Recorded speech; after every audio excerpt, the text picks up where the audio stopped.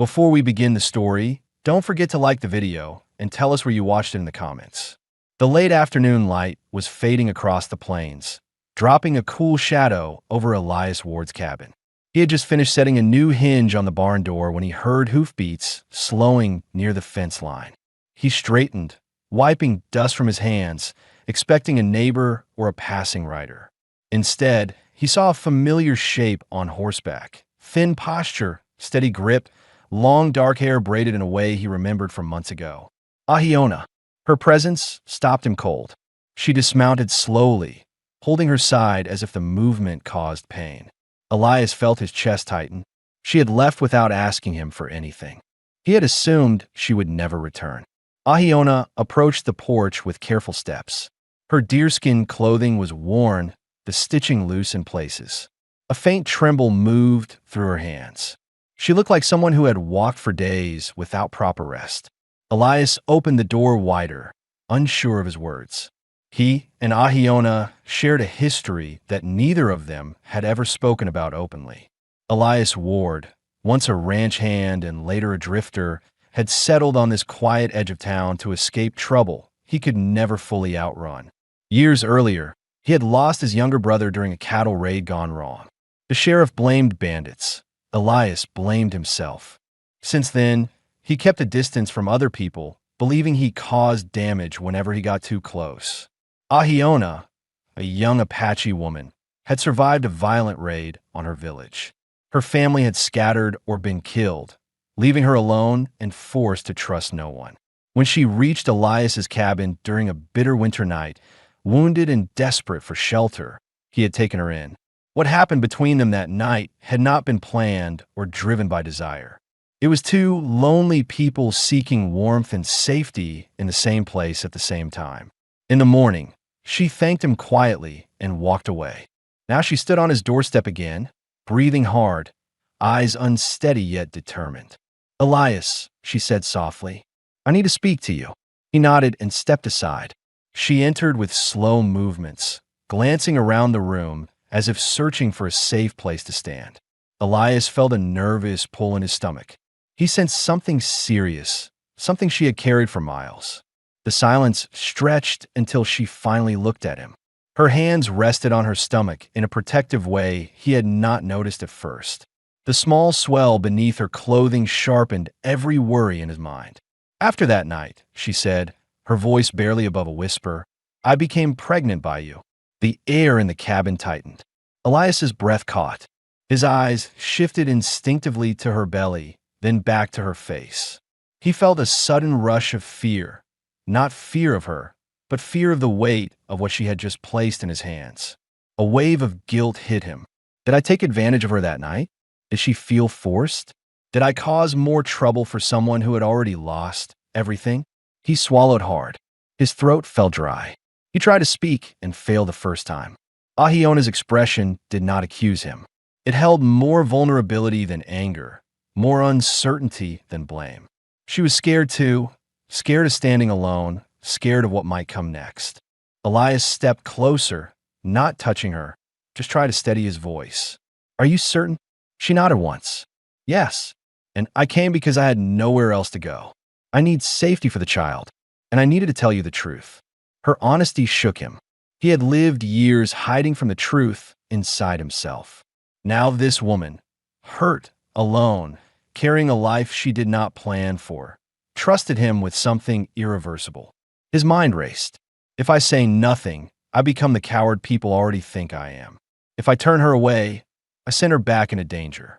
If I accept this, I must change my life completely. The decision weighed heavily, but the answer rose from a place deeper than fear. He met her gaze fully. She watched him with the kind of patience that came from surviving too many hard roads. His voice came out low and steady. "Then be my wife." Ahiona inhaled sharply, as if she had prepared for many reactions except this one. She searched his face, looking for hesitation or dishonesty. She found neither. Elias wasn't offering passion, nor was he offering rescue. He was offering a promise shaped by responsibility, respect, and the knowledge that both of them had suffered enough loneliness. Her shoulders eased slightly. Not relief, just the start of it. She stepped further into the cabin. Elias closed the door behind her, feeling the weight of a new path settling on his shoulders. He wasn't ready. She wasn't either. But they were here, for reasons bigger than comfort, bigger than fear. Ahiona set her small bag on the table. Elias watched her with a mix of uncertainty and resolve. Two people who had been running from their past now stood facing their future, cautiously and without illusions. The chapter ends with both of them in the same room again, strangers in many ways, bound by one night neither fully understood, preparing to build something neither of them expected to find. Ahiona set her small bag on the table and stood quietly, as if waiting for Elias to tell her where she belonged. The cabin was warm from the stove, but she held her arms close to her body, unsure of how much space she was allowed to take. Elias felt the weight of that uncertainty. He pulled a chair away from the table so she could sit, then lit another lantern to brighten the room. She watched his movements with careful attention, the way someone watches a place they are trying to understand. He realized she had arrived with nothing more than a few clothes and herbs wrapped in cloth. The bag looked too light for someone preparing for motherhood. Elias made a mental note to gather the supplies she would need, but he did not voice it yet. He sensed she needed time to breathe. "You can stay in the bedroom," he said, motioning toward the small door near the back wall. His voice came out steady, though his thoughts ran unevenly. He wondered if offering the room was enough, or if she expected him to act differently now that they were bound by his promise. He questioned whether she felt safe sharing a home with a man she barely knew. Ahiona nodded. She took a slow step toward the door, but paused when she noticed the bed was neatly made with a clean wool blanket. Elias had always slept there alone. She turned back to him, unsure. "Where will you sleep?" she asked. Elias pointed to the cot near the stove. "Here, it's fine." She gave a faint nod and went inside the small room.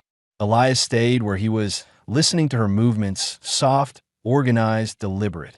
She was not the frightened woman who had come to him months ago, though she still carried weariness.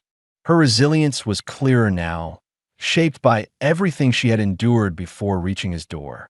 He began sweeping the floor, an unnecessary task, but one that kept his hands occupied. The truth of her pregnancy still sat heavily on him. He wondered whether she had been alone the entire time, whether she had suffered pain or hunger without anyone to help her. He hoped she would tell him in her own time. Ahiona emerged from the room a few minutes later.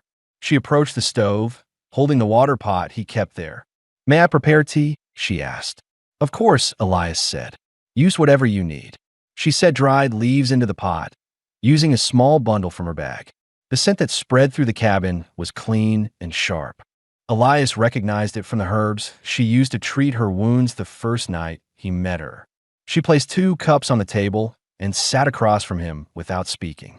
It wasn't silence from discomfort, more like neither of them wanted to rush into questions. He finally spoke. "How long have you been traveling?" 2 weeks, she answered. "I stayed by the river for a while. I thought someone from my village might return, but no one did." Her voice was level, but Elias saw the tension in her jaw. She had hoped for her people, and the disappointment had followed her all the way here. "Did you have trouble on the road?" he asked. "Only some," she said. "A group of men passed near the river camp one night. I hid until they left." Her hand rested again on her stomach. "I cannot risk being seen." The thought of her alone, carrying his child, hiding in darkness while danger rode by, pushed something firm and heavy into Elias's chest. He understood now why she had come back. She was not asking for charity. She was seeking safety, something she could no longer secure on her own. Ahiona took a sip of tea before speaking again. "If you want me to follow your ways here, I can. I do not know how you expect me to live as your wife." Elias felt heat rise in his throat. Not embarrassment, but the weight of responsibility. "I don't want you to follow anything that isn't true to you. We'll figure it out one day at a time. All I ask is that you feel safe here." Her eyes lowered, considering his words, studying the sincerity behind them. "I don't know what a safe place feels like anymore," she said quietly. "I'll learn what you need," Elias said. "And I'll make sure this is a place you don't have to leave." She looked at him for a long, steady moment. He could see she needed to understand what kind of man he was, not with stories or big promises, but with consistent actions. Months ago, he had offered her warmth for one night. Now he was offering something larger, something he wasn't sure he deserved, but knew he had to uphold. Ahiona finished her tea and stood. I should rest. The child tires me quickly. Elias nodded. If you need anything, knock on the wall. I'll hear it. She gave him a brief, grateful glance before returning to the bedroom. The door closed softly behind her. Elias remained at the table, staring into the quiet room. The lantern light showed the worn floorboards, the tools stacked by the door, the shelves he had kept in order for years. Everything looked the same, yet felt completely changed. He understood now that he was no longer living alone with his regrets. There was a future forming in the next room, and he had accepted it the moment he asked her to be his wife. He extinguished the lantern, laid down on the cot, and listened to the subtle sounds from the bedroom. A shift on the mattress, a quiet exhale, the faint creak of wood settling under new weight. These sounds brought a calm he had not felt in years.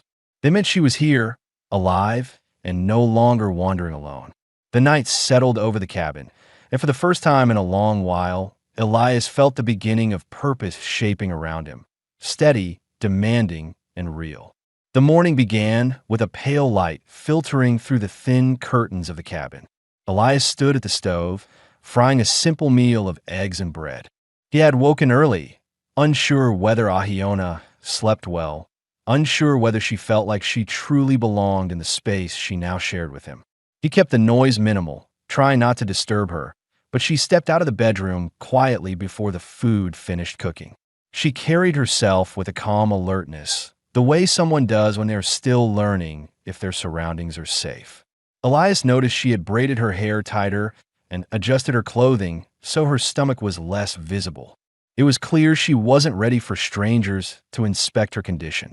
He offered her a seat at the table and placed a plate in front of her. She touched the food gently, as if testing whether she had permission to eat freely. He knew she had lived through hunger more times than she would admit, so he added another slice of bread to her plate without comment. While they ate, Elias considered the tasks ahead.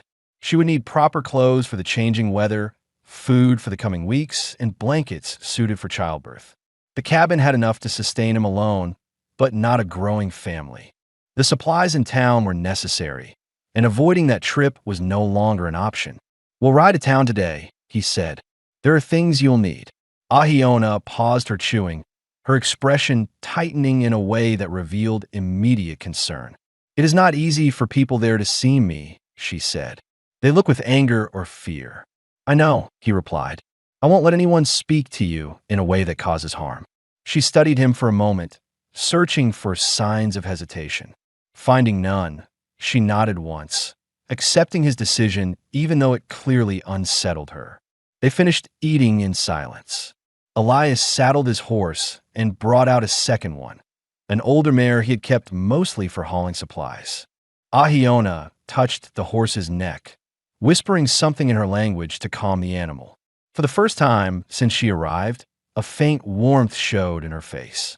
Elias realized she missed speaking words that belonged to her past.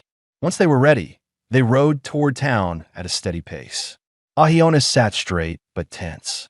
She kept her cloak pulled forward, partly hiding her belly and partly shielding herself from the eyes she expected to meet. The town came into view slowly. Simple buildings, wooden sidewalks, and a few early risers moving between shops. When they entered the main street, conversations quieted. Several people glanced their way, some with surprise, others with the same suspicion Ahiona remembered. She lowered her gaze, gripping the reins tightly. Elias guided his horse closer to hers. Stay beside me, he said in a low voice. They stopped at the general store. Elias dismounted first and held the reins for her. She hesitated, but finally stepped down, adjusting her cloak again. As they walked toward the entrance, two men standing near a wagon paused their conversation to stare openly. One shook his head, muttering something under his breath. Ahiona stiffened, but continued walking. Inside the store, the owner straightened from behind the counter and cast a cautious look at her. Elias began gathering the items they needed: flour, dried meat, candles, fabric, and a set of blankets. When he brought them to the counter, the owner ignored Ahiona entirely and spoke only to Elias. "Anything else?" he asked sharply. "A dress," Elias answered. "One suited for colder days." The owner hesitated. "For her?" "Yes." The man gave a short exhale, not quite approval and not quite refusal. He retrieved a folded dress from the back shelf and placed it down without looking at Ahiona. She reached to touch it, but stopped when the owner's eyes shifted toward her hand. Elias placed the money down harder than necessary. The counter rattled slightly. "We're done." He carried the supplies outside before she could say a word. Ahiona followed, her steps quick but controlled. Once they were clear of the doorway, she released a slow breath, the tension leaving her shoulders in small waves. "You did not need to defend me," she said. "Yes, I did," he replied. "You shouldn't be treated like that." She held the dress close to her chest, the fabric pressed against her cloak. "People fear what they do not know. My presence reminds them of things they choose not to face." Elias didn't argue. Her voice carried quiet truth born from years of being pushed aside. He lifted her onto the mare and secured the supplies. As they prepared to leave, a woman standing in front of the bakery watched them with a softer expression than the others. She approached hesitantly. "Miss," the woman said to Ahiona, keeping her tone gentle, "if you need warmer clothes later, I make them for families outside town. I don't charge much." Ahiona blinked, surprised by the kindness. "Thank you," she said, her voice steady. Elias noticed how that simple gesture eased something inside her. As they rode home, she spoke for the first time without holding her voice back. "When I left my village, I thought I would carry everything alone," she said. "It is strange to have someone walking beside me." "I'm not going anywhere," Elias answered. She looked at him, not with immediate trust, but with a growing recognition that his words matched his behavior. The road stretched ahead, leading back toward the quiet land they were now shaping into a home. By the time they reached the cabin, the tension she carried in the morning had lessened. She unfolded the dress the moment they entered, examining the stitching with careful fingers. Elias set the rest of the supplies down and watched her for a moment. For the first time since she returned, he saw her imagining a future here. Ahiona placed the dress on the bed, turned toward Elias, and said quietly, "I will try to live in this place as if it belongs to me." He nodded. "It does." The sun lowered behind the hills, filling the cabin with an even quietness. They had stepped into town as two uncertain people in a hostile world. They returned as something closer to a pair learning how to stand together. The day had answered questions neither of them had said aloud: whether they could survive judgment, whether the world would make room for them, and whether they could begin shaping a life that did not depend on fear. Inside the cabin, the air felt different now. It felt like the beginning of a home. The quiet after their return from town lingered through the next day. The weather shifted quickly, bringing colder winds that swept across the open land. Elias woke early to stack more wood near the cabin, knowing the nights would deepen with cold soon. He checked the roof for loose shingles and made sure the barn door he repaired held firm.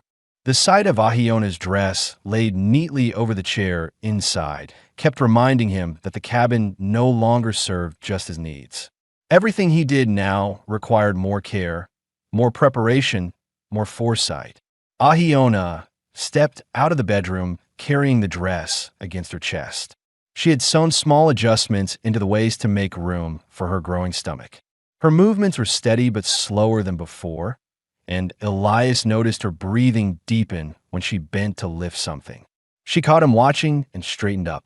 "The child grows faster each day," she said. "I feel weight in my legs." "You should rest more," Elias replied. "I rest enough," she answered calmly. "My body knows how to carry life. I only need warmth and quiet when the pains come." He accepted her words, though he still kept track of every winch she tried to hide. By noon, the wind began to howl, pushing thick clouds across the sky. The air turned sharp, and small flakes of snow drifted sideways against the windows. Elias shut the shutters and pushed extra wood into the stove. The sudden storm forced them to stay inside, giving them a day that offered no tasks outside and no visitors passing by. Ahiona sat near the stove mending a ripped sleeve Elias had worn for years. She kept her hands busy with precise stitches, the thread moving like something she had been trained to do since childhood. Her quiet concentration filled the cabin with a calm sense of purpose. Elias worked beside her, sharpening tools and checking his gear, though his attention often drifted her way. They lived in silence for hours, but it was not the uncomfortable kind that followed strangers. It was the type that gave space to breathe, space to understand the other person's presence without forcing conversation. The storm outside made the walls creak, yet the room held steady warmth. At one point, Ahiona paused her sewing. Her hands rested on her lap, the sleeve laid neatly across her knees. Elias sensed something shifting in her mood, something she hadn't voiced yet. "I left behind more than my home," she said, her tone low. "There were people who survived the raid. Some were taken. Some fled in another direction. I have wondered every night if any of them found safety." Elias set down the tool he'd been polishing. The truth of her fear had been present since she returned. He had seen it in the way she watched the horizon, as if expecting someone familiar or dangerous to appear. He leaned forward slightly. "Do you think they might come looking for you?" Ahiona shook her head. "If they survived, they have their own wounds to heal. No one would chase me across the plains. But I think about them, about what was lost, about what I could not save." She rarely spoke about the raid. Hearing her now made Elias understand how much she had carried alone. He recognized the tension in her voice, the same tension he felt whenever memories of his brother crept into his mind. Regret had a way of sitting on the chest like extra weight.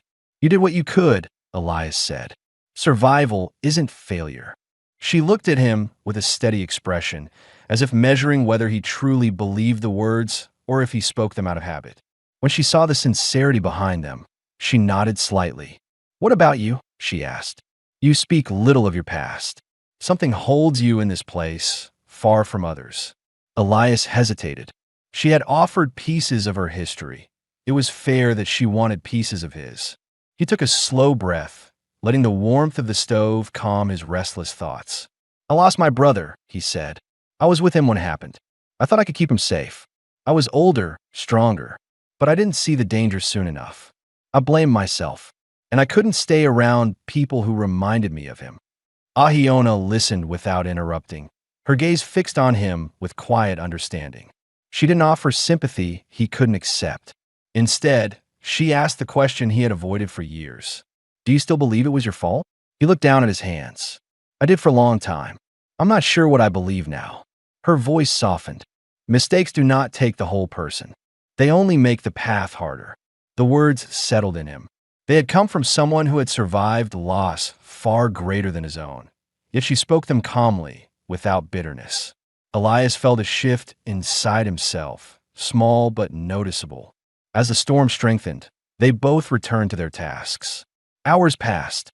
Ahiona's pains came and went in short waves, and Elias quietly monitored her breathing without drawing attention to it. When she winced, he adjusted the logs in the stove to keep the room warmer. When she grew tired and leaned back, he retrieved an extra cushion for her chair. These gestures were simple, not grand, but each one added to a growing sense of stability between them. By evening, the storm finally eased. The wind fell silent, leaving only the crackle of the fire and the soft settling of fresh snow outside. Ahiona closed her eyes for a moment, exhausted but calm. Elias watched her, realizing how different the cabin looked now. Where once it had been a shelter for himself alone, it had begun turning into a place shaped by two people, two pasts, two sets of fears, two quiet hopes. Ahiona opened her eyes and spoke in a voice that held no uncertainty. "I can stay here without fear. The walls feel strong." Elias nodded, feeling a steady approval building inside him. "Good. You deserve a place that keeps you safe."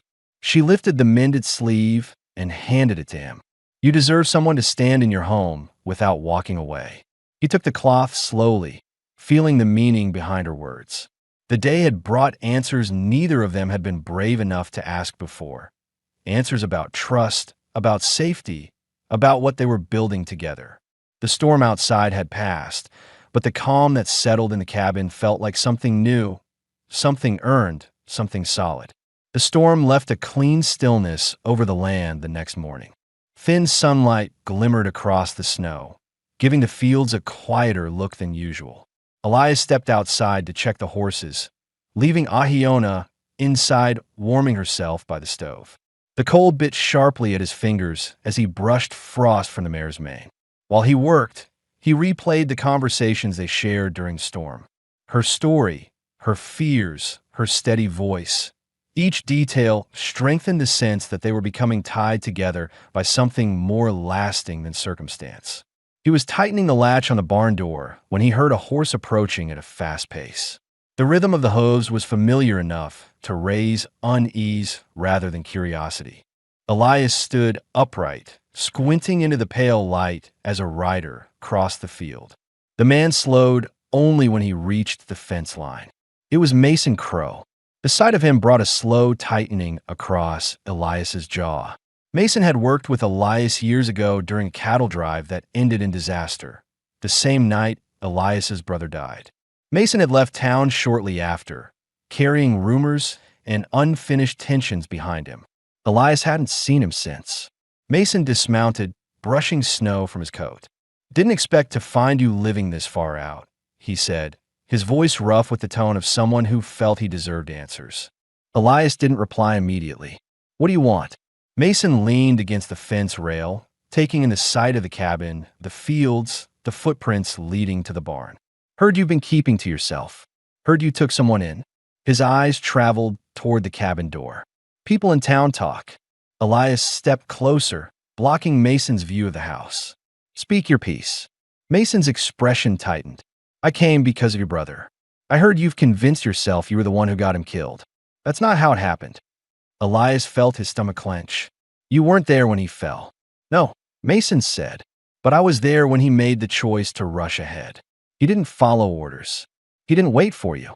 You've carried blame that isn't yours." Elias inhaled slowly, feeling old wounds press against the surface. The memory of his brother, laughing, stubborn, reckless, hit with a force he wasn't prepared for. Mason's words stirred emotions he had buried so deeply that he barely recognized them now. "You came all this way to tell me that?" Elias asked. Mason's gaze flicked again toward the cabin. "I also came to warn you. Some folks don't like the idea of you keeping an Apache woman in your home. They're stirring up talk, trying to decide whether they should deal with it themselves." The bitterness in his voice suggested he didn't support the idea, but didn't expect others to behave well either. Elias felt a hard, cold anger settle inside him. He had expected judgment from town, but not escalation. "Who's talking like that?" "Men who drink more than they think," Mason answered. "Men who look for excuses to act brave." "I'm not here to fight your battles, Elias, but you should know trouble can find you even when you're trying to start over." Elias stepped closer. "She's under my protection. No one comes near her." Mason studied him with a mixture of respect and something more complicated. "You mean to keep her here? As your wife?" "Yes." The answer came without hesitation, surprising even himself with its certainty. Mason nodded once, then turned back to his horse. "You've changed," Mason said quietly. "Maybe for the better." Elias didn't respond. He watched Mason ride off, the snow lifting beneath the horse's hooves until the figure disappeared across the field. When the sound faded completely, Elias released a slow breath, realizing how tightly he'd been holding it. He returned to the cabin, wiping frost from his beard before stepping inside. Ahiona was seated at the table, slicing dried meat into thin strips. She looked up immediately. "Someone rode to the fence," she said. "I heard voices." Elias removed his coat and sat across from her. He didn't want to alarm her, but he refused to hide the truth from her either. "A man I once worked with came by. He brought news that some people are speaking against you being here." Ahiona's hand stilled, the knife pausing above the cutting board. "Do they intend harm?"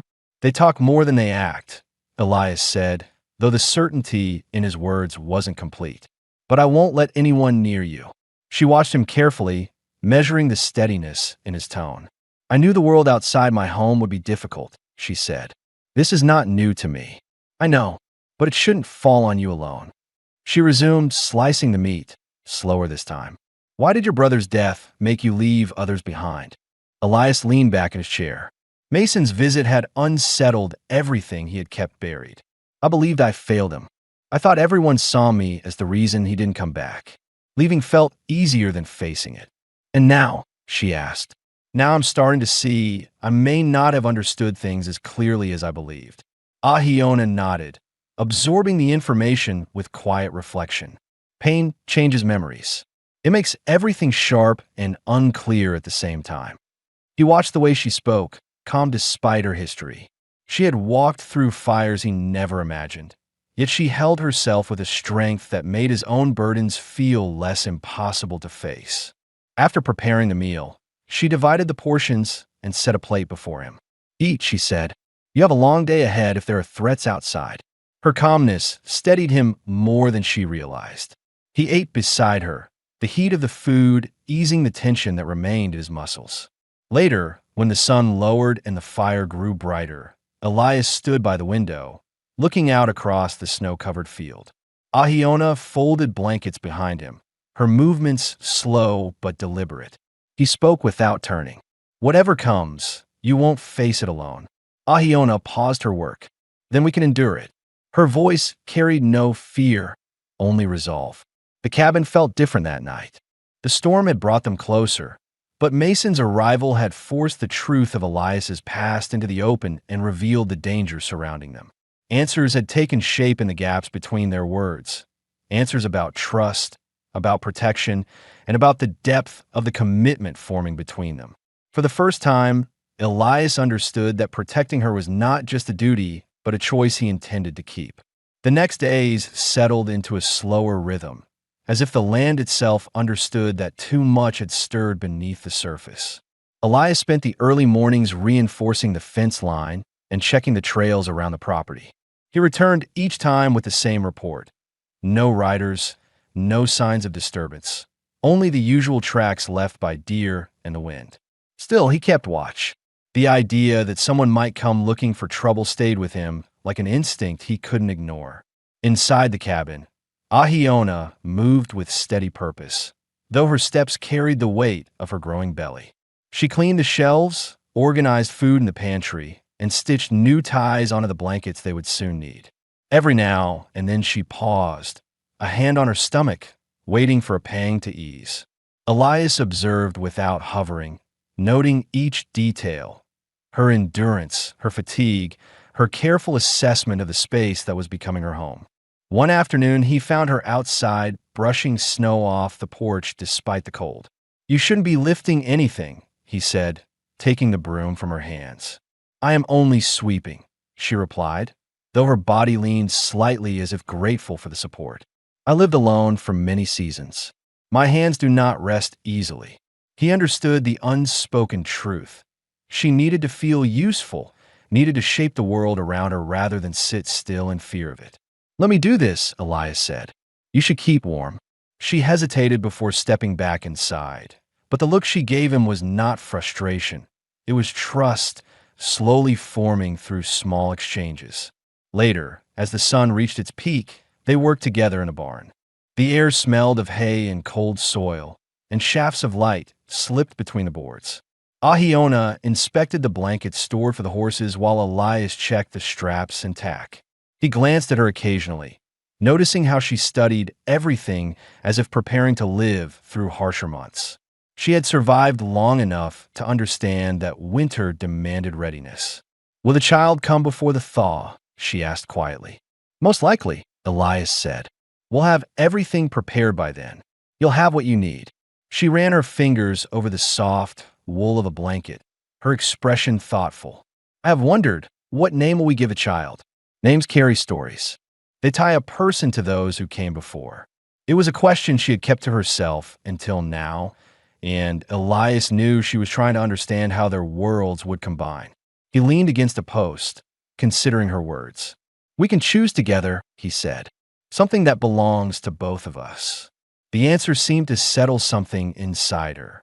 She nodded and folded the blanket carefully. As the afternoon passed, Elias took her to the back field to examine the soil that would need planting in the spring. Ahiona walked slowly along the edge, dragging her hand across the dry grass. "This land feels strong," she said. "It listens to the weather and bends without breaking." Elias watched her movements, struck by how naturally she assessed the space around her. "You understand the land better than I do. My people lived through seasons by reading it," she replied. "I learned young how to watch the wind, how to follow the trails of small animals, how to find water when the ground gives nothing easily." Her gaze lowered slightly. "But I have not used those skills since I fled my home. I feared losing them." "You haven't," Elias said. "They're part of you." Her eyes met his briefly, gratitude flickering there. As they walked back toward the cabin, Ahiona asked a question she had avoided until now. "What will you expect of me as your wife?" Elias slowed his steps. "Nothing you don't choose. You don't owe me anything. I asked you to be my wife because I want you safe, not because I want to control your life." She considered his answer carefully. "In my village, a wife and husband shared duties. They protected each other, but they also spoke their fears openly. They did not hide their thoughts." He gave a small nod. "I'll give you honesty. I won't hide what I feel." She touched her stomach, a faint movement beneath her hand. "Then we will learn how to be a family." In the evening, the light turned pale gold over the fields. Elias prepared supper, while Ahiona rested in the chair near the stove. She watched him cut vegetables with slow, controlled movements. The quiet between them had grown warm, less guarded, more like two people adjusting their lives to fit together. When they sat down to eat, Ahiona asked, "Will the men who speak against me come here?" Elias didn't answer immediately. He didn't want to frighten her, but he also knew she deserved clarity. "If they do, they won't get past the fence," he said. "But I'll speak to the sheriff soon. I won't let rumors turn into danger." She accepted this with a steady breath. "I'm not afraid of those men. I'm only afraid of bringing trouble to your door." "You're not," Elias said. "You belong here." The room grew quiet except for the soft crackling of the fire. Ahiona looked at him for a long moment, as if searching for the sincerity behind every word. When she found it, her expression softened. By the time the stars appeared, Ahiona had fallen asleep in the chair. Elias placed a blanket over her shoulders and paused before moving away. Seeing her rest so deeply brought a sense of purpose that surprised him. Her presence filled the cabin with something he had not felt in years: stability, warmth, a reason to keep going. He stepped outside, scanning the horizon for any movement. The land stretched out quiet and undisturbed, touched only by moonlight. For the first time, he felt certain he could build a future here, not alone, but with her. The days that followed brought a lighter calm, though both Elias and Ahiona carried the memory of the rider's visit like a shadow that stretched behind them. Elias kept a close watch on the land, walking the fence line every morning and checking for any sign of tracks that did not belong there. Each day he returned with the same answer. The ridge was quiet, the fields undisturbed. The men had not come back. Ahiona's body, however, was entering a different kind of urgency. Her steps grew slower, the weight of her pregnancy more visible with each sunrise. She often paused mid-task, pressing a hand to her side as sharp pains came in short waves. Elias noticed every wince. He tried not to hover, but his concern deepened with each passing day. One morning, as she tried to lift a small bucket of water, he moved toward her quickly and took it from her hands. "You shouldn't be carrying anything heavy now." "I am fine," she insisted, though her breath came unevenly. "I only need to keep moving." "You need rest," he replied, gentler this time. "The child is close. I can see it." She lowered her gaze, accepting the truth reluctantly. Ahiona had lived most of her life relying on her own strength. Letting someone else carry the weight for her still felt unfamiliar. But she moved to the chair near the stove, settling in with controlled breaths. Elias poured water into a pot and set it to boil. "Tell me when the pain started." "Yesterday," she said. "They come and go, sometimes far apart, sometimes closer. It is not time yet, but it is near." He nodded, tension tightening in his chest. He had helped deliver calves, not children. He feared failing her in ways that could not be undone. To prepare himself, he gathered supplies with quiet urgency: clean cloth, boiled water, herbs she said would ease pain. Ahiona guided him with simple instructions, her voice steady even when discomfort pulled at her. "You do not need to fear this," she said. "Women carry life the same way for generations. The body knows the path." "My fear isn't about the birth," Elias replied quietly. "It's about you." Ahiona watched him for a moment, studying the unease he tried to hide. "I'm not fragile," she said. "I have survived storms far worse than this." "I know," he answered, "but I want you safe." Her expression softened, the corners of her eyes relaxing. She touched his wrist gently, an acknowledgement of the commitment he had carried silently these past weeks. As the day wore on, the pains deepened. Ahiona braced herself against the table more often, her breath shorter. She tried to continue sewing small baby clothes from leftover fabric, but the needles slipped too many times. Finally, she set it aside, her voice strained. "I must rest now." Elias helped her to the bed. She lay back, adjusting her breathing, focusing on steady rhythms. Elias stayed near the door, watching over her without intruding. Every part of him tightened each time she grimaced. Between breaths, she spoke softly. "In my village, women were never alone when a child came. There were mothers and sisters, voices that brought strength." Her eyes shifted toward him. "Here, it is only you." "I'll stay," Elias said. "Every moment you need me. I won't step away." Something eased in her shoulders, a quiet acceptance of the bond forming between them. Later in the afternoon, the sheriff arrived on horseback, riding slowly up the path. Elias met him outside, careful not to disturb Ahiona. The sheriff removed his hat, his face showing no hostility. "Heard some men rode up here causing trouble," he said. "Wanted to see if everything is in order." "It is," Elias answered. "But I appreciate you coming." The sheriff nodded. "I spoke to the men in town, told them not to take matters into their own hands again. If they have concerns, they come to me first. They won't trouble you further." Elias felt a rare sense of relief. "Thank you." The sheriff glanced toward the house. "Your woman all right? Folks said she's expecting." "Yes," Elias replied, though the worry in his voice was hard to hide. "It will be soon."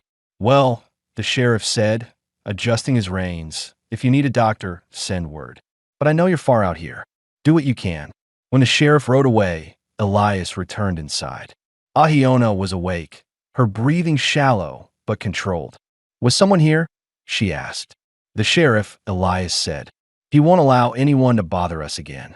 Ahiona nodded, closing her eyes briefly. "Good. I do not want trouble to meet the child at the door." As evening settled, Elias lit lanterns around the room to keep the light steady. The cabin felt warmer now, filled with anticipation rather than fear. Ahiona shifted positions carefully, her face tightening as another contraction passed. "It is close," she whispered. Elias sat beside her, placing a steady hand near her arm, not touching her unless she wanted it, simply making his presence known. Her breaths came deeper now, and he matched his own to her rhythm, grounding himself to support her when the moment arrived. Outside, the land stretched into quiet darkness, untouched and calm. Inside, the room tightened with approaching life. They were no longer bracing against the world. They were preparing to bring someone into it.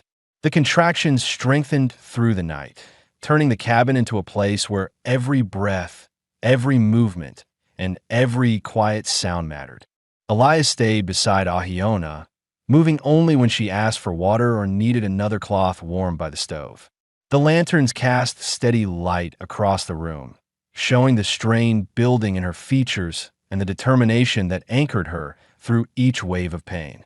Ahiona gripped the edge of the blanket, her breaths short and tight. "It is coming faster now," she said, her voice roughened by exhaustion. Elias steadied himself. "Just tell me what you need. You are here. That is enough." Her words carried a steadiness that surprised him, even as sweat gathered across her brow and the strain pulled at her shoulders. He had prepared for this moment as best he could: boiled water, clean cloth, blankets, and the courage to stay calm when she needed him solid. But nothing could fully prepare him for the sight of her enduring pain with such fierce resolve. A contraction seized her and pulled her body forward. Elias moved closer, offering his hand for her to brace herself. She took it, gripping hard, grounding her strength against the stability of his arm. He didn't flinch. He welcomed the weight, the trust, the need. Between breaths, she spoke. "If something happens, if I do not." He cut her off, voice low and steady. "You'll be fine. Both of you." She looked at him with a mix of fear and resolve. "Life can turn quickly. I know this." "So do I," he admitted, "but not this time." The reassurance wasn't loud or dramatic. It was quiet, certain, and real. She eased back, letting those words sit inside her as another contraction rose. Hours passed, the sky outside fading from night to the first hints of dawn. The sound of wind brushing against the cabin walls blended with Ahiona's strained breaths. Elias kept track of her pain, the time between contractions, the clarity of her voice. She grew more focused, her strength pushing through exhaustion. At one point, she whispered something in her native language, words Elias didn't know but understood were meant for comfort or endurance. He placed a damp cloth on her forehead, adjusting the blankets around her to keep her warm. When she lifted her eyes again, she asked, "Are you afraid?" He considered the question honestly. "Yes, but staying with you is stronger than the fear." A faint, tired smile touched her lips before another contraction took hold. She cried out this time, the sound raw, but her body followed the instinctive rhythm of labor. Elias supported her shoulders, helping her shift into a better position, following every instruction she gave him. The moments tightened, the contractions closer, the strain sharper. "It is time," she said, her voice trembling with urgency. Elias moved into place, steadying himself for the final part. He followed her breathing, encouraging her gently, staying calm even when his heart raced with adrenaline. Sweat gathered across his forehead as he focused on her cues, listening to every message her body sent. Ahiona pushed through the agony, her grip strong on his hand, her strength rising from a place deeper than fear or exhaustion. Minutes stretched long and heavy until suddenly, a small, sharp cry filled the room. Ahiona leaned back, tears filling her eyes, though exhaustion blurred her expression. Elias lifted the tiny body carefully, his hands trembling as he wrapped the newborn in a clean cloth. The child was small, warm, and alive, his cry loud enough to shake the quiet morning. "It's a boy," Elias said softly. Ahiona's eyes opened wider, softening with relief and disbelief. He placed the baby in her arms, and she cradled him with instinctive tenderness. The child's cries eased as he settled against her chest, sensing her warmth and her heartbeat. Ahiona's voice broke as she spoke. "He is strong." Elias sat beside her, unable to take his eyes off the child. His throat tightened with emotions he hadn't allowed himself to feel in years: relief, awe, and a kind of love that rose quickly and unexpectedly. "He is," Elias whispered. Ahiona studied Elias's face, noticing the mix of fear and wonder still lingering there. "You will be a good father," she said quietly. He shook his head once, not in refusal, but in disbelief. "I don't know how, but I'll learn. I'll be here for him. For you." She rested her head back on the pillow, the exhaustion settling deep, but her eyes stayed open long enough to meet his. "You already are." The cabin fell into a gentle silence, broken only by the soft breaths of the newborn against her skin. Dawn's early light entered the room through the thin curtains, illuminating the three of them together for the first time. Elias reached out and touched the baby's small hand, feeling the tiny fingers curl around his. In that moment, something shifted inside him, a weight lifting, a new purpose settling into place. The past no longer held the same power. The future no longer felt hollow. The child's grip was small, but it anchored them both. The morning light grew stronger as the hours passed, filling the cabin with a steady brightness that softened the strain of the long night. Ahiona slept lightly, her body exhausted but peaceful, while the newborn rested against her chest with small, steady breaths. Elias sat nearby, his chair pulled close to the bed, unwilling to step too far from them. He had never held such responsibility in his hands, yet the fear that once gripped him now felt different, no longer paralyzing, but grounding. When Ahiona finally stirred, she opened her eyes to find Elias watching over them. She lifted the child slightly, adjusting his blanket, and spoke in a tired but warm voice. "He slept well." "So did you," Elias said, though he knew she had spent the night drifting in and out of restless half-sleep, still recovering from the labor. She looked down at the infant again, studying his face as if memorizing every small detail. The soft dark hair, the steady breaths, the warmth radiating from his tiny body. Each part of him filled the room with a sense of calm that neither she nor Elias had known in a long time. "We should give him a name," Elias said quietly. Ahiona nodded. "In my village, names were chosen from the strength we hoped the child would carry. A name could guide a life." Elias waited. He wanted the name to come from her, from the part of her past she still carried with pride and grief. She ran a finger along the child's cheek. "His name will be Nantan," she said.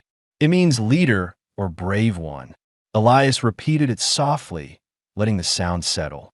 Nantan. The name felt right. Strong. Certain. Ahiona looked at Elias, searching his face. "Does the name belong here?" "It belongs to him," Elias answered. "And he belongs here." Ahiona's shoulders eased, the reassurance sinking into her. She shifted the baby gently into Elias's arms. Elias froze for a moment, afraid of holding him wrong, but Ahiona guided his hands into the proper position. When Nantan settled against his chest, something warm and grounding pushed deep into Elias's chest. The infant's small weight filled a space he didn't know remained empty. He held the child carefully, afraid of breathing too harshly, yet unable to look away. Ahiona watched them together, quiet emotion rising in her eyes. "He will know your strength," she said, "and your kindness." Elias swallowed, struggling to speak. "I'll do right by him. I swear it." The day passed with a calm rhythm, feeding the baby, letting Ahiona rest, boiling water, checking the horses, returning to watch over them again. Elias carried every task with a new purpose shaping his movements. For the first time, he felt he belonged exactly where he stood. By late afternoon, the sheriff returned to check on them. He dismounted slowly, respectful of the quiet inside the cabin. "Just wanted to be sure things are well," he said. Elias opened the door wider so the sheriff could see the small bundle in Ahiona's arms. She nodded at him in greeting. "Well, look at that," the sheriff said with a gentle smile. "A strong boy. Congratulations to both of you." Ahiona thanked him softly, and Elias walked the sheriff back outside. Snow still lined the ground, but the sky was clear, a sign that no more storms threatened them. The sheriff's tone shifted slightly. "I spoke again with the men who caused trouble. They won't bother you anymore. Folks settle down when they see a family forming. It reminds them you're not here to cause harm." Elias nodded. "We won't be leaving." "I didn't expect you would," the sheriff said. "You've made a life out here. Looks like you've got reason to keep building." When the sheriff rode away, Elias felt a weight lift, one he had carried since the first whispers in town began. He returned inside to find Ahiona sitting near the fire with Nantan resting against her shoulder. She was humming softly, a rhythmic tone from her childhood, something carried across generations. The sound was gentle, steady, and familiar even to ears that did not know the words. She looked up as Elias approached. "Did he say more trouble would come?" "No," Elias said. "He said we're safe." Ahiona let out a long breath, the tension finally releasing from her body. She shifted the baby into a cradle made from soft blankets, then leaned back against the chair with tired relief. "Then we can begin," she said simply. Elias sat beside her. "Begin what?" "A life," she replied. "Not running, not hiding, just living." He took her hand, unsure if the gesture was welcome, but she curled her fingers around his. The connection felt natural now, shaped by everything they had endured. Her hand was warm, strong, and steady. "What kind of life do you want?" Elias asked. "One where my child grows without fear," she answered. "One where we stand together, not because we are forced to, but because we choose it." Elias nodded slowly. "Then that's what we'll build." The words were simple, but they carried a promise that settled firmly in both of them. There was no uncertainty, no lingering hesitation. They had crossed too many hardships, shared too much pain, and found too much strength in one another to question the path forward. As night approached, Ahiona carried Nantan to the bed and lay beside him, watching his tiny chest rise and fall. Elias sat at the edge of the mattress, gently brushing a blanket into place. Ahiona spoke softly, her voice heavy with contentment. "I did not think I would find a home again." "You did," Elias said. "And so did I." She closed her eyes, exhaustion pulling her towards sleep. Nantan curled closer against her, the new life between them sealing the bond they had formed in silence, danger, and unwavering resolve. Elias lay beside them, listening to the quiet breaths of the two people who had changed everything in his world. There were no doubts left, no unfinished questions, no threats lingering beyond the walls. Only the steady beat of a new beginning. The cabin, once a place of solitude, now held a family, complete, warm, and whole. Their story had reached its end, not in loss or uncertainty, but in the simple truth they had worked to claim. They stayed. They healed. They built a life together.